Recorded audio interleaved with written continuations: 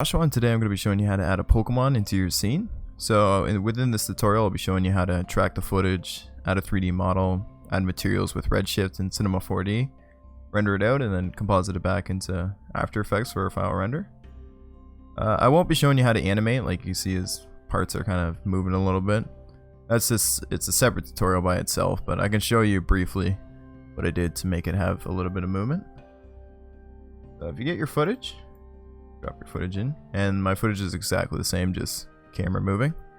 You can come up, click on the footage, and you want to find the camera tracker, so track camera, go to advanced, and then detail analyst. This makes it take a little bit longer, but the track is always a little bit better.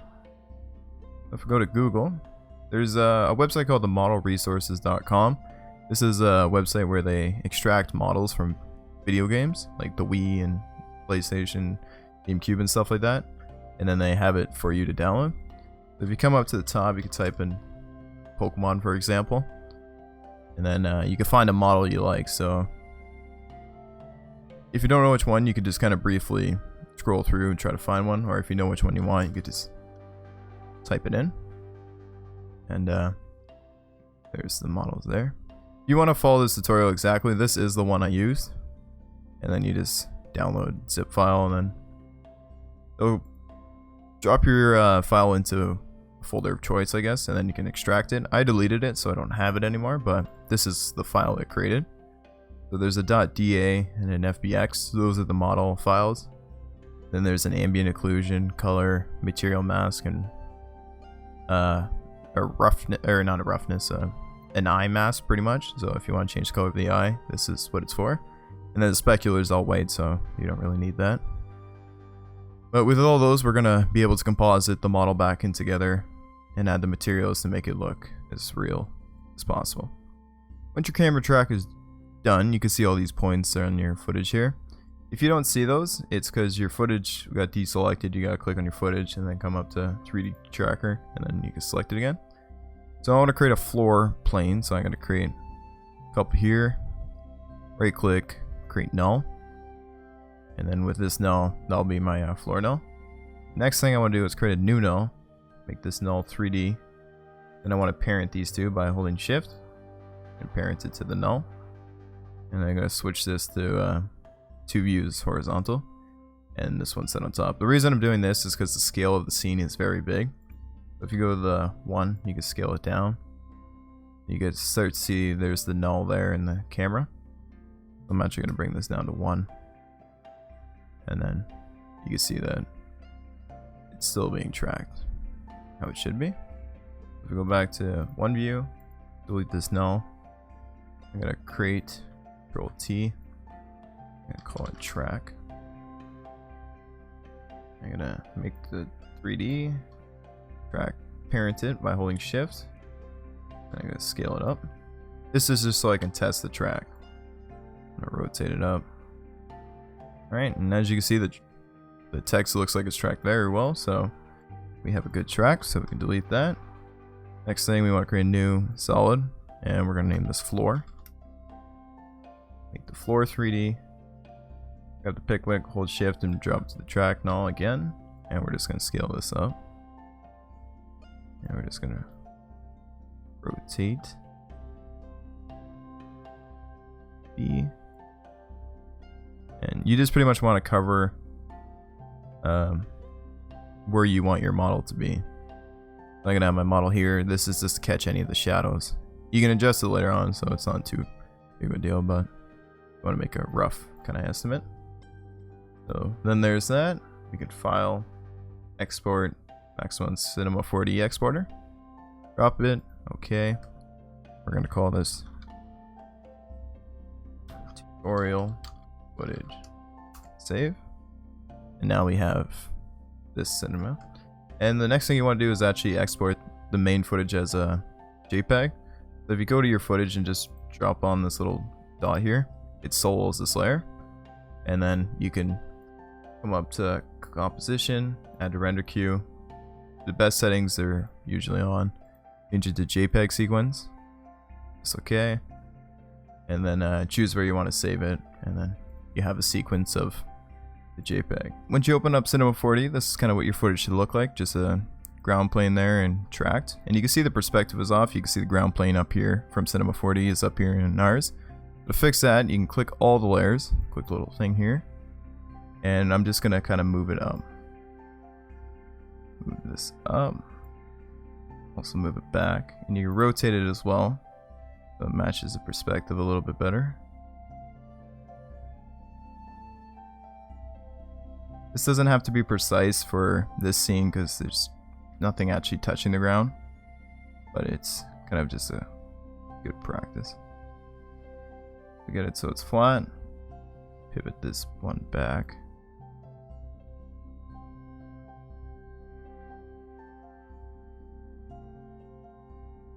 Drop it like that. Now you can see that the ground plane is pretty well stuck to it.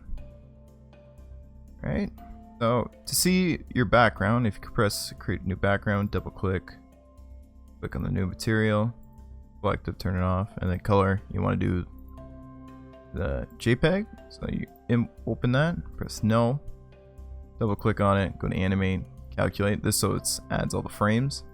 And then for it to actually animate in the preview, you gotta go to editor and animate preview.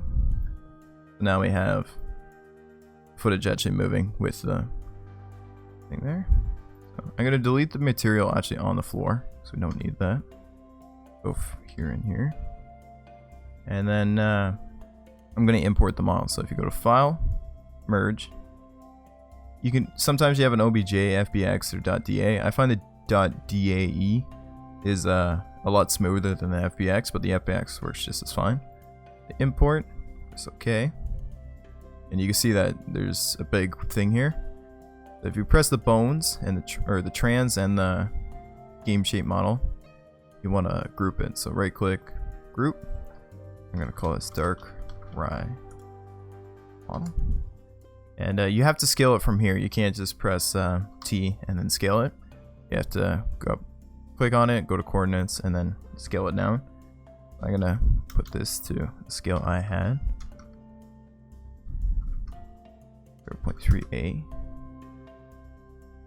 Move it. Alright. That doesn't look too bad. And what I'm gonna do is actually delete this material because we don't need it.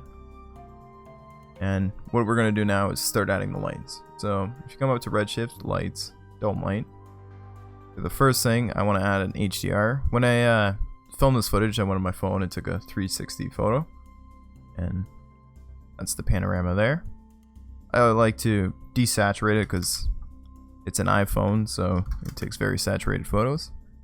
If we press render, you can see that there's the background there. What you can do is if you go to coordinates, you can rotate. And I'm going to match it up so you can see there's the tree in the background. There's the tree. So I'm going to line it up to where the lighting would have actually been in the scene there. Right? And then if you want, you can go to enable backplate. Go to the little dots here. Go to the JPEGs and click the JPEG again. Press no. And we want to have an animation, so if you change it to off, or from off to simple, change the frame rate to 24 unless you shot in 30. Tact. Now if you move the timeline, it moves also in your render preview. Alright. So the first material I'm going to add is the shadow catcher. So if you go to Redshift Materials, Material, right click, rename, matte, shadow, double click, and I'm going to type in matte shadow, drop it in, and if you click on it, let me function this a little bit. I'm going to do enable background as environment. If you drop this on the floor, we'll get rid of the plane, and you can see there's a bit of the shadow there. If you want, you can actually add ambient occlusion too, just to get a bit of a darker cast there. Alright, so I'm going to exit out of that, and then I'm going to add the materials for the model. So if you do another material, right click, rename, dark rye Double click, and drop down to texture. And for this texture, it's going to be the diffuse map, or the color map of the model. So this one here. Open, no. And we're going to drop this into the RS diffuse slot. You don't see anything because it's not applied, so if you grab it, drop it onto where the question mark is, because we deleted that material, it'll import the model there. Alright. You can see that it's like very reflective, so what I like to do is you can either turn down the reflective and it makes it dark, but I like to keep it a little bit higher and then change the roughness. So it's like we get a bit of the diffusion, but we also the light kind of spreads out more instead of just being straight black. You can see it's a little bit flatter there. Alright. And if your model's too dark, what you can do is if you go to Dome, there's Apply Camera Compensation. You want to take that on. Go to your camera, right click, go to Redshift, Camera Tags, and go to Exposure, Override, and Enabled. And in here you can change your exposure, so you change it to 150, and then it'll brighten it up or whatnot. I'm going to keep it at 150. That looks pretty good for the time being. And then go back. Go back into your materials. And we're going to add another texture.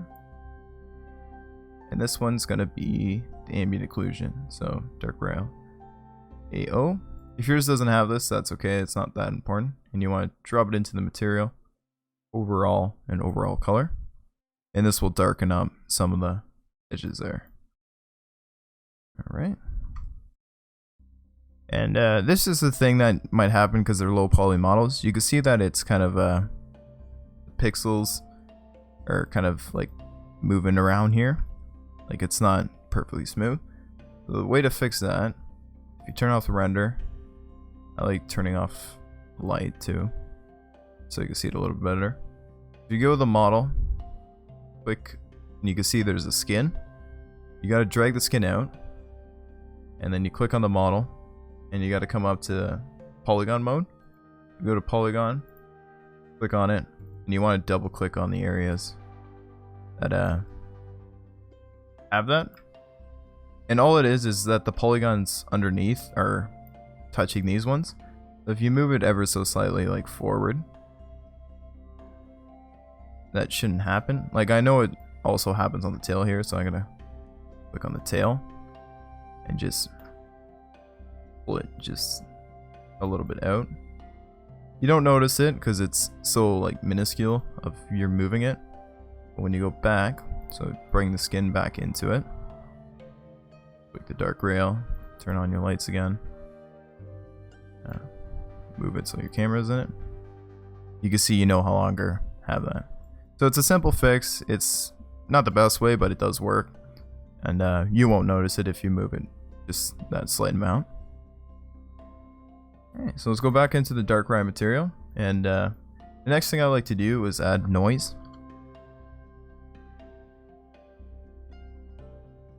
You don't need to do this. I just did this because I found it added a little bit more. So if you plug in the noise to the output, go to coordinates. You can adjust the scale, so how big of noise you want. You can have like 15 or anything. So I'm gonna have this like little noise. I'm gonna do it to say 25. And then I'm gonna create a bump map. Plug it into the bump map. Go to texture, input. Then grab the out and bring it into overall bump input. And then put this. And I'm going to change this to negative 0.5. It's just so it adds a little bit of like texture to their the model, because it's like perfectly smooth. You don't have to crank it too high because you don't want it to make it that noticeable, but you do want it to have that little fine part into it. So now we're going to add the other materials. So first we got to drop down a material blender. For this, I always like to check all additive, because if you forget, it's a pain trying to figure out what's wrong with it. So I'm going to input this into the base color and output that. And then you can copy this by holding Control and dragging it down. And I'm going to put this one into layer 1. Then if you drop down another texture, click on the dots. I'm going to grab that mask I was talking about. So there's the mask. No. And if you plug this in, you'll see that it's white just on the top here in black. This is so whatever is white, this material is going to affect.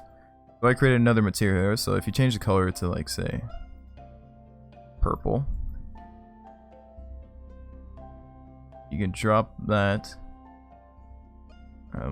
Yeah, so that's in layer 1. So if you grab the mask into layer 1 blend color and plug this in, it'll turn it into purple. So it's like whatever this material is, it's going to affect this spot. You can do this for both. If you want to invert the mask, you just add a ramp. So I'll add a ramp, plug it in to general input, go to blend color, and then I like to change it to alt. And you want to put the black there and the white over here. So now you have purple look there. We'll get rid of that. Put this into layer 1. And I'm going to make this white. If you don't have it, you can see that it's a bit gray. That's why they have that mask. So you can add that white back. The other thing too is if you want, you can go to it's overall, yeah, and you can go to opacity and lower it. So then this top part that's, I believe, supposed to be smoke or something, is kind of lower opacity, but I like to keep it all the way up. Alright, and then the last one, we bring in another texture. Dark right. I'm going to actually use a ramp for this one. So bring in a ramp. So plug the eye mask that you imported. So this is where the eye is. You can see that the eye is black and then everything else is white. I'm going to invert that. So bring this black up, bring the white, and now we just have the eye. Make this over. Control the material again. Drop this material into the layer 2. And then I'm going to put the mask that we just created into blend 2. And then put that into the output. So now the eye is white because this material is white. But what you can do is you can change it to anything you want. You want to have like a bit of evil in the eye. Or you can just match the color. And hear that? If you don't want to do that, you can also just plug into the texture. So if you grab the RS texture, and this is the one with the color on it, you can bring that into the material, so the diffuse, and it'll keep the same color. But the reason we're doing this is, I'm going to keep it with just the blue here, is you can change the settings so you can increase the reflectivity, because eyes are usually more glossy. So you can increase that. If you want to add more, you can add a coating in this. Actually, if you bring down the IOR, you can see it maybe a little bit better.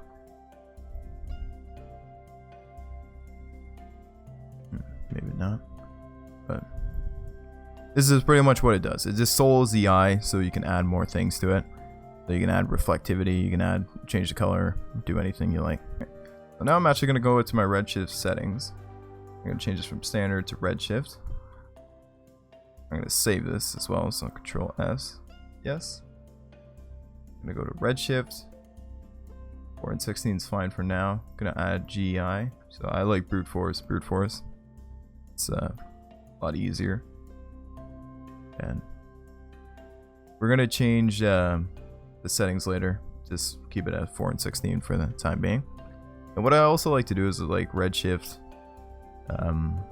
physical sun. I like to add a little bit of light to the scene with the sun, even though it's kind of blocked out here. But what you can do is match that. So I'm going to click the middle button there. Change the view or the camera as this perspective. And I'm just gonna kind of match how the lighting was in my scene.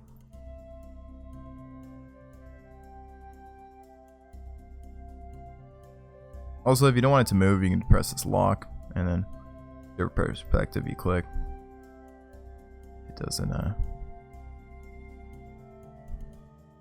move over. I'm gonna put that there,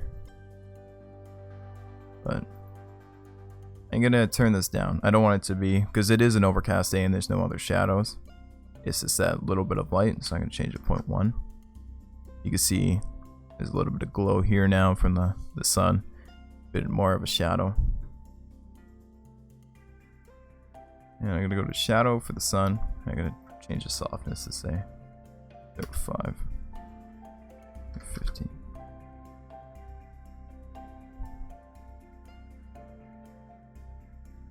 If you want, you can change the transparency in here, or you can do it in After Effects.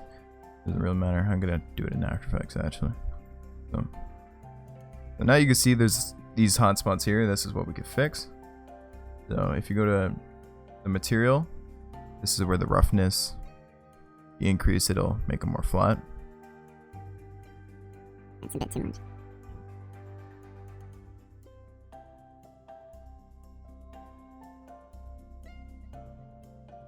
Alright, I'm liking that for now.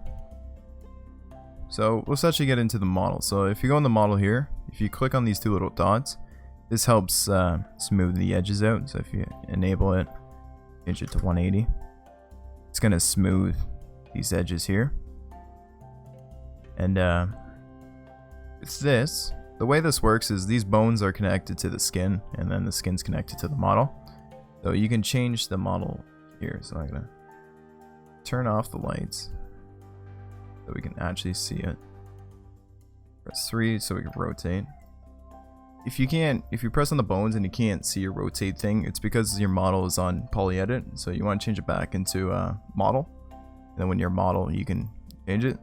If you press on the bones now, say if you do the clavicle, you can rotate it, and then so it's like the easiest way to do this is like you add a keyframe. So add a keyframe, go to 50, and then rotate it up.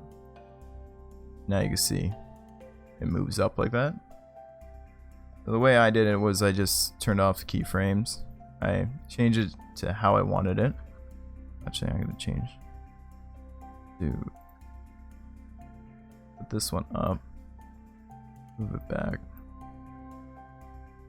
I'm also going to do it with this one. This is the part where you want to spend quite a bit of time on, make it look better.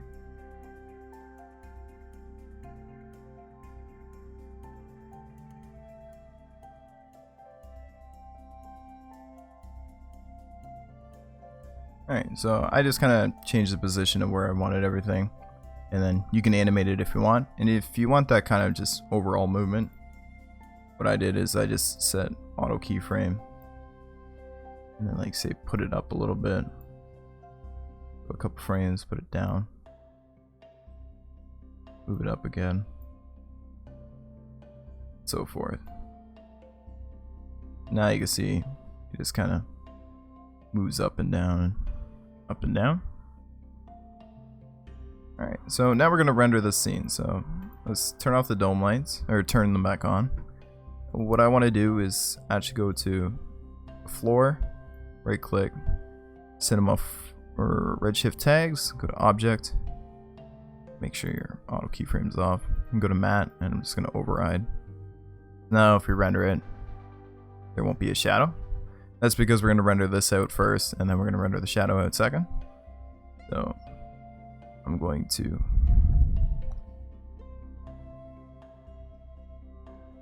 come up to my settings here, and I'm going to turn this off because we don't want it. I'm going to force enable IPR. I'm going to turn that off. I'm going to change this to 8 and 128. It's kind of a general start for something this low poly and won't have too much noise on it. And I want to go to output, make sure the resolution is the same. You want to keep it on all frames for your animation. I'm just going to do a current frame. So it just renders one frame. And then you go to save, change this to OpenXCR, come up, and then choose somewhere you want to save it. Press save. And there, if you exit out, if you see now you can render it, it's going to have this background. So if you go to the dome light, go to general, you want enable background, turn it off in this one. So now if you render it, it'll just be him, and that's what we want. And just to make sure it is an alpha, you want to come up to save and alpha channel. And then for your final render, you want to click this one.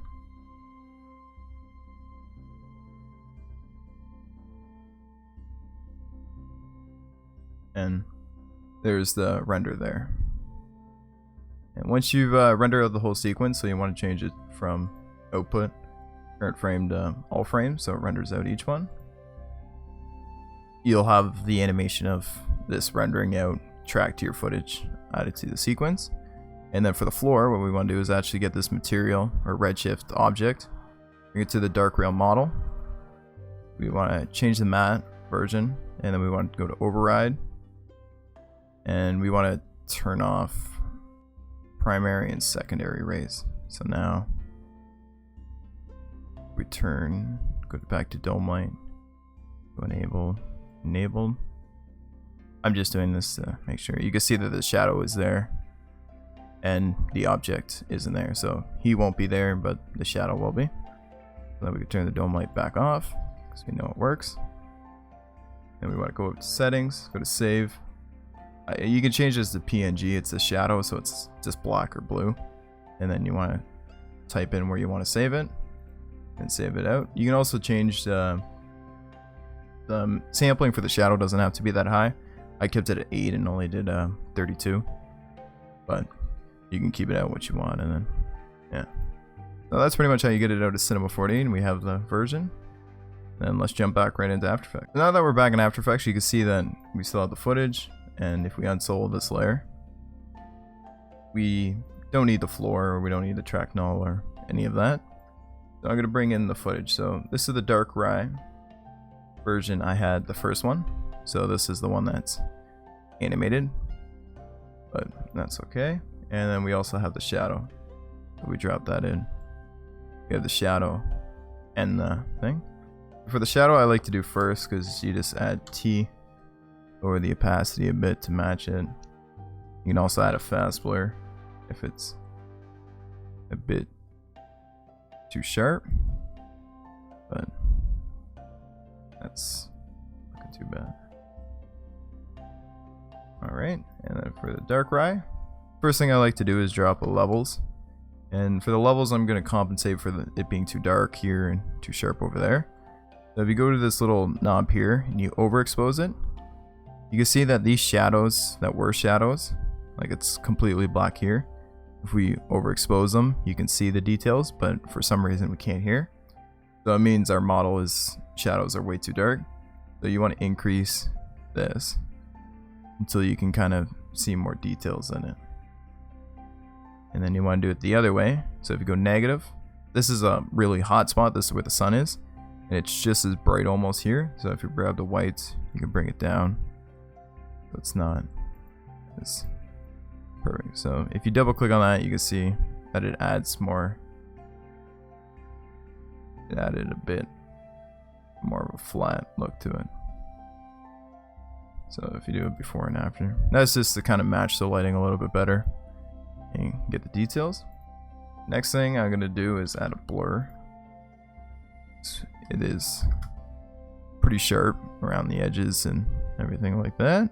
I like to add a tint. The tint is just to desaturate it a bit. I like to start at 20. So you can see it takes some of the reds out because it is a very saturated render when you don't add the tint.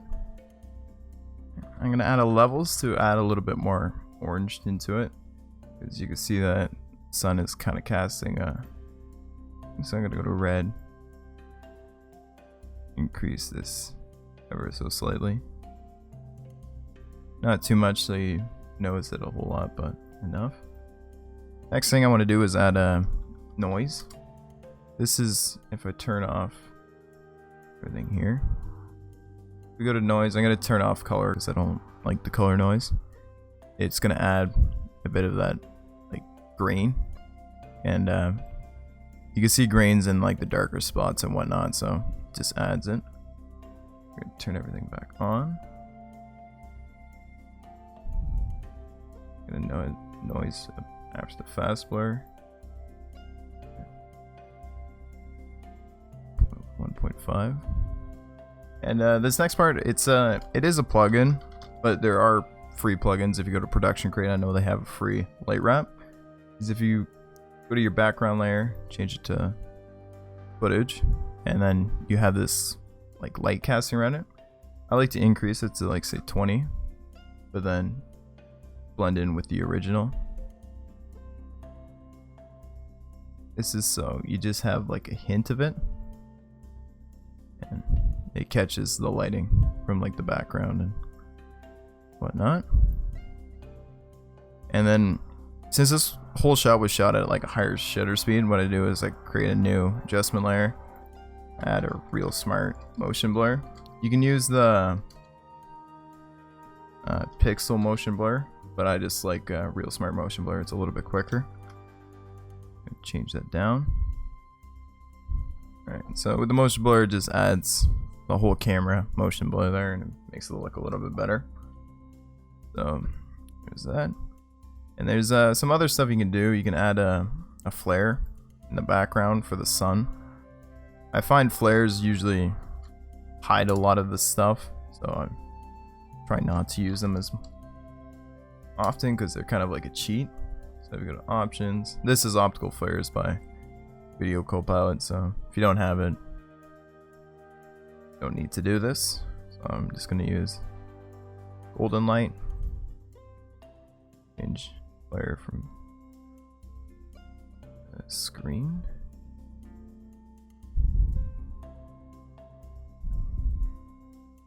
And you can put it on top. It won't really make sense why the flare would be on top, but you can do whatever one you like. Just have it kind of like that, and then you can track it to the footage by adding a light, and then you have a 3D flare. But yeah, this is pretty much how you composite the Darkrai into it. You can also add a color correction if you want to take the one step further. So I'm just gonna add Illuminate Tree Color, go to Creative, none. And then I downloaded a few, so there I have this one called Humble. And if you change it down, let's go 35. It adds kind of like green and a blue kind of mysterious look to it, and helped. That was the one I used in the tutorial there. And then I also had some dust there, but you can add whatever you like. But anyways, hope you guys enjoyed this tutorial. This is how to render Pokemon into your scenes. And if you do, please drop a like and subscribe if you're new. And yeah, have a good day. Bye.